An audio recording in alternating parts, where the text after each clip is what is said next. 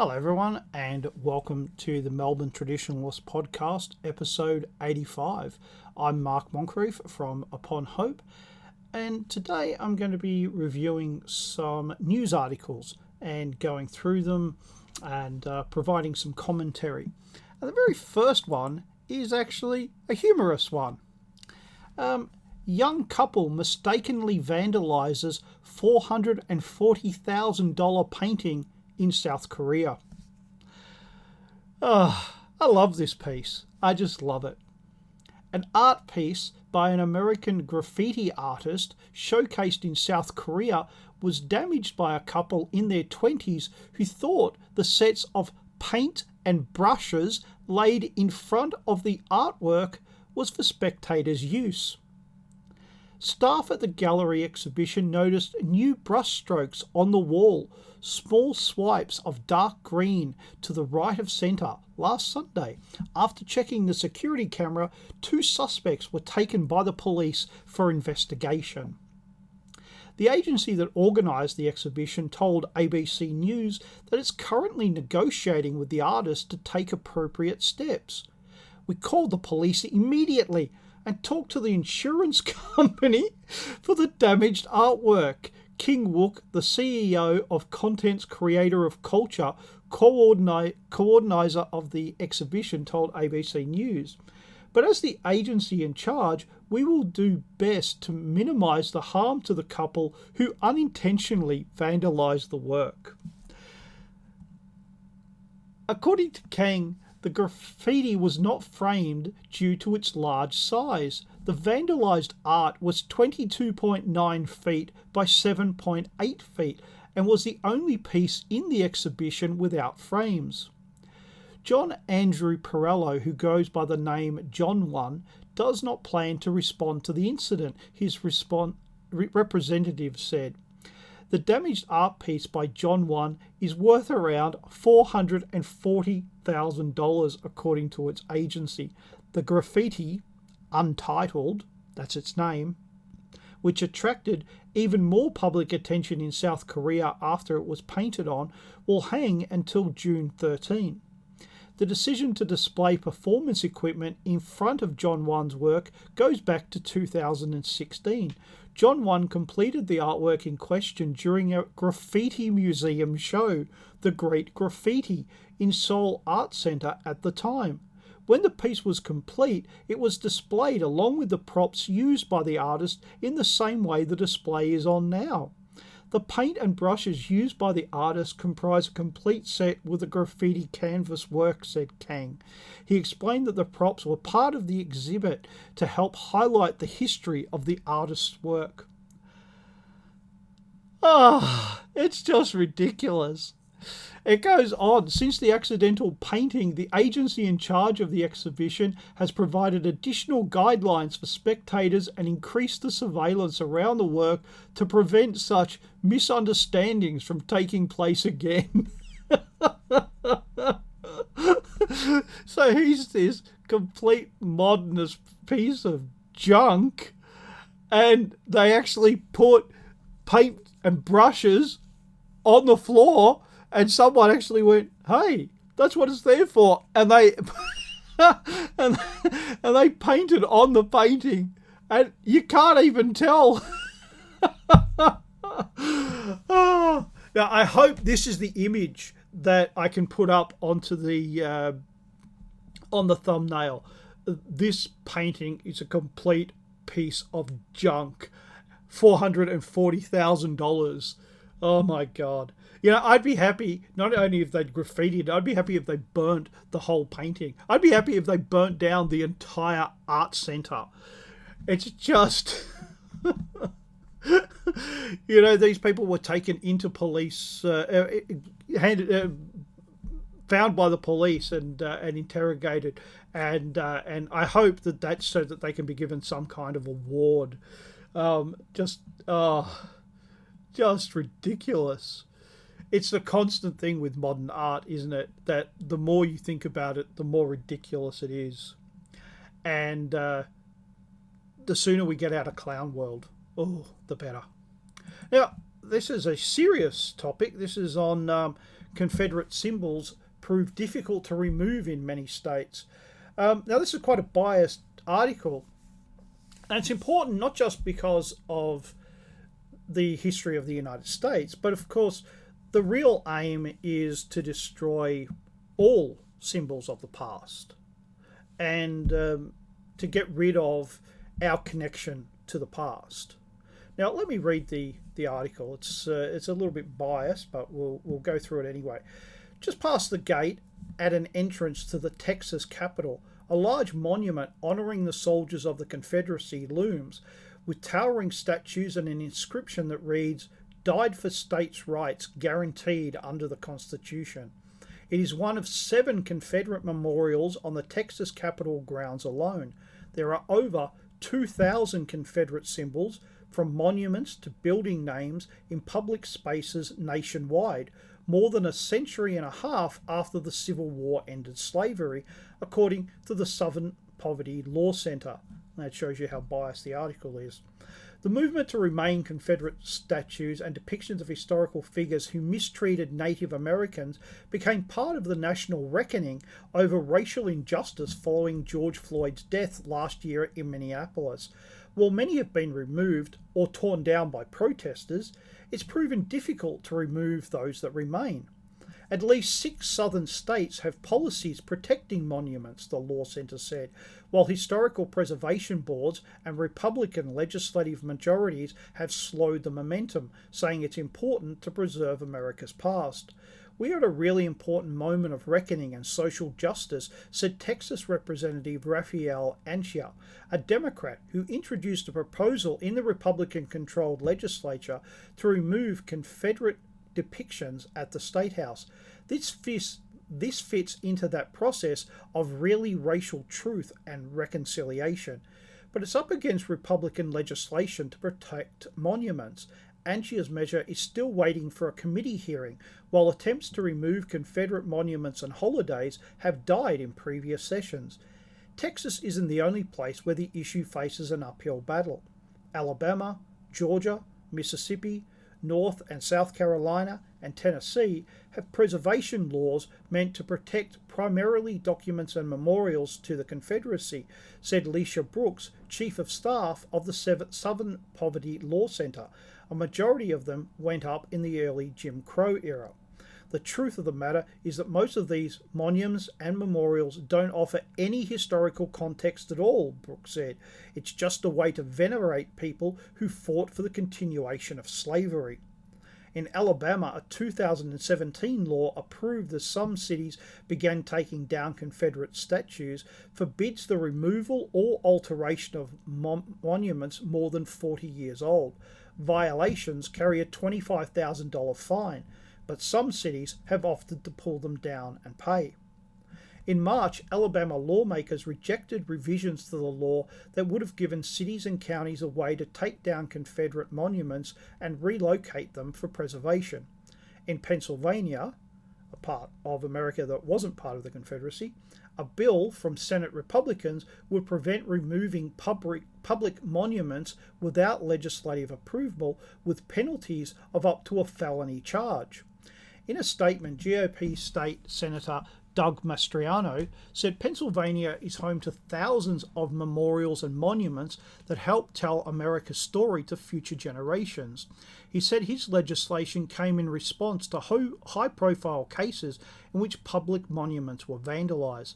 Mastriano's measure also would withhold state support from local governments that refuse to uphold laws protecting public monuments and require the Pennsylvania Attorney General to prioritize the prosecution of any matters related to the vandalism of monuments within the state's jurisdiction when a district attorney refuses to prosecute. At the Ohio Capitol, the removal of a 9-foot tall or 3-metre tall copper statue of Christopher Columbus has been delayed until at least 2025. It stood on the State House grounds in the city that bears his name since 1932. Critics say monuments to the explorer ignore the mistreatment of Indigenous people as Europeans settled in North America. Delaying the statue's removal came after a board of state lawmakers and city leaders decided in July that a formal removal process must be done by the agency managing the grounds. According to a rule approved in February by the Capital Square Review and Advisory Board, anyone can submit a proposal to remove commemorative works, but final approval will take 5 years. That came days after Mayor Andrew Ginther swiftly removed a similar Columbus statue from City Hall. Board spokesman Mike Rupert said in a statement that the rule mirrors the process for erecting a commemorative work at the Ohio Capitol. He said it was not targeting any monument. In California, amongst racial injustice protests last summer, icons were toppled of Junipo Serra, an 18th century Roman Catholic priest who founded 9 of the state's 21 Spanish missions and is credited with bringing Roman Catholicism to the US West. Serra forced Native Americans to stay at the missions after they were converted or faced punishment. His statues have been defaced for years by people who said he destroyed tribes and their culture. California's first Native American assemblyman, James Ramos, wants to replace a statue of Serra at the Capitol. The Democrat said he worked with tribes on replacement options and to bring awareness to atrocities, genocide and forced labour endured by Indigenous people during the Spanish missionary period. We are bringing that discussion and that voice that was left out of the equation when those monuments were put up to be able to have that voice now in 2021, Ramos said. While facing a tougher fight in Texas, Antia still has hopes for removing contentious icons at the Capitol after one of the state's largest Confederate monuments in Dallas became one of 168 Confederate symbols removed nationwide last year. But his legislation is up against a monument protection bill from Republican State Senator Brandon Crichton. It would create a process with public input for altering a state memorial to any historical figure, whether it's a monument or a street name. One opinion thinks that erasing that part of our past is history and is the best route Texas can take, Crichton said. And then you have my opinion, and I believe many others here, that keeping that history in place is very important. Now, what's interesting about this article is that it starts off all about Confederate symbols. And it plays into that, hey, we don't like slavery. We hate slavery. The Confederacy was all about slavery. And then as the report goes on, it's Christopher Columbus, a Catholic priest. Now, it's trying to grab all of history and say, hey, only the approved people are allowed to be celebrated, and everyone else, well, they're out, right? So we have up here where they say, a majority of these Confederate monuments went up in the early Jim Crow era, which means the early 20th century. And then this woman says, the truth of the matter is that most of these monuments and memorials don't offer any historical context at all. It's just a way to venerate people who fought for the continuation of slavery. So let's look at the first part, the historical context. So when these monuments were put up, people understood the historical context. You didn't need to explain what happened because it happened to people's fathers or their grandfathers, and it was very much a part of the culture. Now, of course, people are more removed from that. And in today's, when memorials are put up today, there's actually a lot of effort to put up historical context, to actually say, hey, this is when the war started, this is what happened during the war, this is when it ended, and so forth. And I actually like those. But older memorials don't have those, and they shouldn't have them, because that's not why they were put there.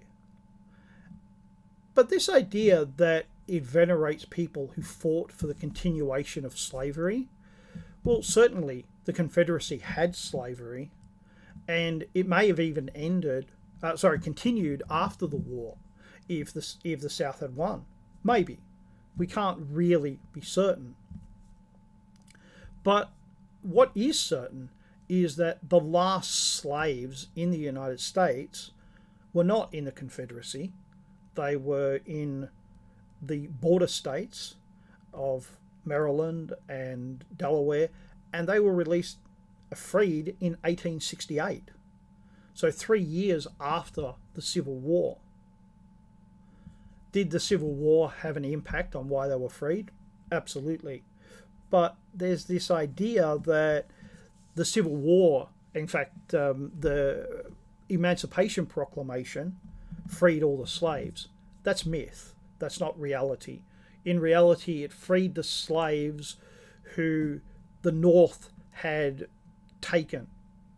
So a plantation had slaves.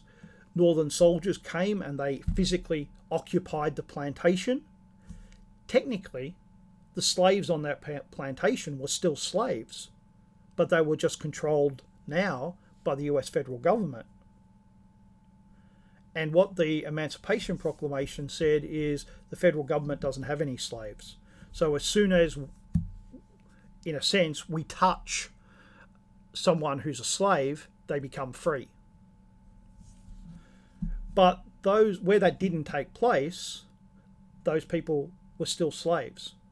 And it took additional laws to free those people in the Confederacy. And then it took a new law in 1868 to free the final slaves. Now, Christopher Columbus, he didn't do the things that people accuse him of. You know, he wasn't a brutal man in the main. He did do a few brutal things, but that wasn't actually that unusual in his time. But overall, he was actually a good guy. Most of the things he did in his life, including in the Americas, were good things. Or, if you want to take them negatively, neutral things. You know, discovering a new land is not a bad thing. Even if you disagree with it, it's a neutral thing. Making contact with new people, trying to introduce them to his culture, to his religion. But that's it. So all these calls of, you know, genocide and all of this kind of nonsense, it's just not something that happened. It's something that other people did. Christopher Columbus didn't do these things. And here he is being accused of these great, horrible crimes, which he didn't do. And I don't know that much about Junipero Serra, the Catholic priest who was in California. I've heard of him before, but I don't know very much about him. So I don't know what he got up to. I don't know whether he was a good guy or a bad guy or a bit mixed. I don't know. But at the same time, we do know, and there's no dispute, that he was big in bringing Roman Catholicism to what's now the US West. And apparently that's not allowed. Well, all right. Oh, wow. I just looked at the time. I can't believe how much I've rabbited on. I will move on. This is shows you just how cowardly people are. Brisbane venue under fire after two very annoying Asians docket emerges on Snapchat. So there's a picture of a docket. You know, you go to a restaurant and you get a docket. You place your order, they make a docket, and it says two very annoying Asians, and they've ordered one chicken croissant plus avocado and one fish taco. And anyway, the restaurant where it happened, the guy who owns it wrote, "Oh my God, I love my staff," and he's got 3 emojis where he's laughing so hard he's crying. A Queensland venue has come under fire after a picture of a back-of-house docket titled "Two Very Annoying Asians" emerged on a Snapchat account linked to one of its managers. Speaking to the Sunday Mail, Alex Madeira said a Snapchat story was put up yesterday by Shay Hasten, Mr. Hayson is listed as being a joint owner of several venues in Brisbane, including Froth on Brunswick, Number 5 Cafe, and well-known LGBTQI venue, The Stand. An image of the docket titled "Two Very Annoying Asians" was posted on Mr. Hayson's account with a caption in the picture saying, "Oh my God, I love my staff," and 3 laughing emojis. "This is not okay," Mr. Madara told the paper. "How many descriptions like this have been given to people because this is where they are describing where the orders go?" During the COVID-19 pandemic alone, a study conducted by the Australian National University found that more than 8 in 10 Asian Australians have experienced discrimination. In the US, where anti-Asian hate sentiment over the past year has seen an astronomical rise, some 3,800 attacks have been perpetrated since March 2020, Mr. Madara said that anyone who was part of a minority group would not find this acceptable. Was the intention to be racist? I couldn't say. That's not for me to decide. Society can have their viewpoints and talk about it. I just know it didn't sit well with me. In response, Mr. Hayton said he personally wished to apologise for the offence and hurt caused. "I've been a business owner in the Valley for more than 6 years, personally and professionally invested in diversity. I'm deeply disappointed and embarrassed at my actions as they go against everything I pride myself on," he said. "Internally, I and my team will do better to ensure we uphold the diversity and inclusivity that is at our core." Freddie Wintrip, who said he was the manager of The Stand, which shares space with Frost, where the items on the docket matched items offered on their menu, wrote in a lengthy, of course it was lengthy, post on Facebook that he wanted to apologise on behalf of everyone at The Stand for what has happened in recent events. While this incident did not happen at The Stand, nor were any of our beautiful performers, staff or patrons involved, it did not happen within our shared space. This behaviour is truly unacceptable and I cannot condone it. We are a family and a space that provides a freedom to express whoever you want to be. As a white cis male myself, I understand I am coming from a place of privilege as I write this. Thank you to the amazing people of colour educating me since moving to Australia. I see you, I love you, I support you. The Stand will always continue to do the same, especially for our BIPOC community of performers and patrons alike. So BIPOC is Black, Indigenous, People of Colour. Many of us know the people involved in this incident. They have in the past done incredible things for our community. However, they have made a very ignorant mistake, a mistake they must learn from, apologise and educate themselves on.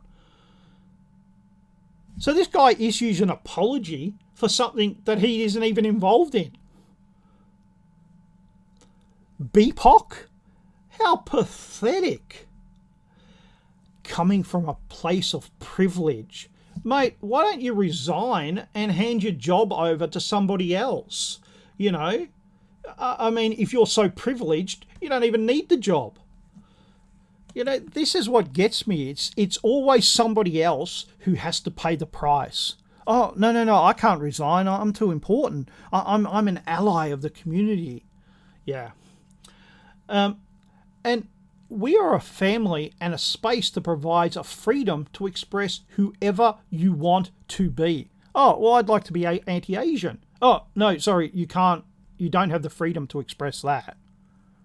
So basically, we have the freedom to express what we're told to express. Well, I guess at least it's consistent, because that's the way it is everywhere, isn't it? Well, here's one where I actually agree with the Labor Party. Victorian Treasurer Tim Pallas wants credit card interest rates cut. Credit card interest rates should be slashed with the cost of borrowing money at record lows, Victorian Treasurer Tim Pallas said. Mr. Pallas has put the banks on notice in a bid to ease the financial burden on Aussies doing it tough during the pandemic. In a letter to his federal counterpart, Josh Frydenberg, and banking executives, Mr. Palace is demanding a review of the way credit card borrowing rates are set and regulated. He said interest rates on credit cards had remained around 20%, despite the 0.1% cash rate. That is unfair, it is unreasonable, and it's unconscionable, and it has to stop, Mr. Palace said. The Commonwealth needs to step up. There's not a single thing there that I disagree with. That is absolutely outrageous.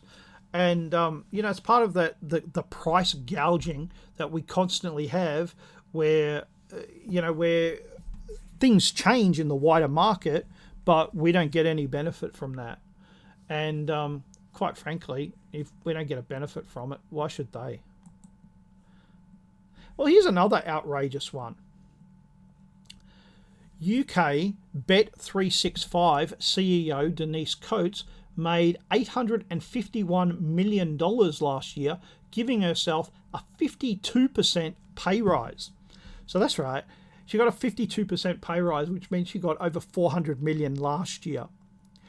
Now, this gives figures in British pounds and Australian dollars. Because it's a British article, I'm going to go with the British pounds. Bet365 boss Denise Coates took home Britain's biggest ever pay packet of £469 million last year, equivalent to around £1.3 million each day. The gambling chief turbo boosted her salary last year, giving herself a whopping 52% pay rise. Mrs. Coates, 53, earned a director's salary of £421 million for her role as chief executive, plus another £48 million dividend for her 50% stake in the business. The mega financial package means she took home 3,126 times more than the UK Prime Minister, who earns around £150,000. Her pay packet works out at almost £54,000 an hour and was also more than all of the salaries of the chief executives of Britain's 100 largest listed companies put together. Wow. Now, there's people who will say, oh, well, it's a free enterprise system and, she's earned her money. Well, I have to say that when you're earning that much money, that absurd amount of money, maybe tax isn't high enough. Maybe there should actually be rules. And of course, this is the big fly in the ointment. Bet365. It's a gambling company. Now, I'm not against gambling up to a point. And there's the rub, up to a point. There's a point where gambling is not just a sin, but it's a crime. Certainly a moral crime. People should bet money that they have, and not everyone does that. And some people aren't capable of that. They're not capable of controlling themselves. Those people should be protected. And in a traditionalist society, they would be. Now, in a traditionalist society, I think people should be able to gamble. But actually, I think there should be a limit on how much people can gamble. And actually, I think there should be a limit on how much you can make off it as well. I think that if you're making that much money, maybe the odds should be different. Maybe the odds should be more in favour of the punter instead of these people, because that's an outrageous amount. Now, one thing that I will say is later on in the article, there's a lot of rich people porn, where they talk about where they spend all their money. But they actually talked about how profits slumped 74% over the last year, but the company said it had not cut staff pay or laid off employees as a result of the crisis, which makes me think that the money that she's taken home is a much higher proportion of the company's earnings than she was taking home in previous years. But then again, if you're stuck at home and you like to gamble, wouldn't you gamble on pretty much everything that's going, particularly as a lot of things have been cancelled? I'd very much like to know the background, what's actually happening inside the company with its finances. Yeah, I think that would be a very interesting story. The British Prime Minister. British Prime Minister gets £150,000 a year. That's $272,000 Australian. Now, the Australian Prime Minister gets paid double. He gets paid nearly $600,000 a year. You would think that the British Prime Minister would get a lot more than the Australian Prime Minister, wouldn't you? But apparently the head of state who gets paid the most amount of money, or the politician who gets paid the most amount of money, is actually in one of the Baltic countries. He gets more than $1 million a year in his salary. An amazing amount of money. Now, I'm going to finish on one final article. I'm looking at a site called armstreet.com, and it was actually an ad in this article about Bet365, and I was like, what is it? Because it's got this woman, very attractive woman, in medieval costume, and apparently this company sells medieval costumes to women, and some of the costumes are actually very attractive. It's amazing. It's amazing what is out there. You will love medieval Byzantine clothing. Did you even think that was a thing? I didn't. I should have, but I didn't. And yeah, there it is. It's out there. All right. Well, I've spoken for long enough. If you would like to support my work, you can go to Subscribestar and do that. That's at the bottom of the box below. If you would like to read more of my work, you can go to Upon Hope. And of course, you can listen to this on YouTube or on Podbean. And to all those who are supporters, I'd like to say thank you. And to all those who are listening in, I'd also like to say thank you. And hopefully, I'll get to talk to you again next week. Bye-bye.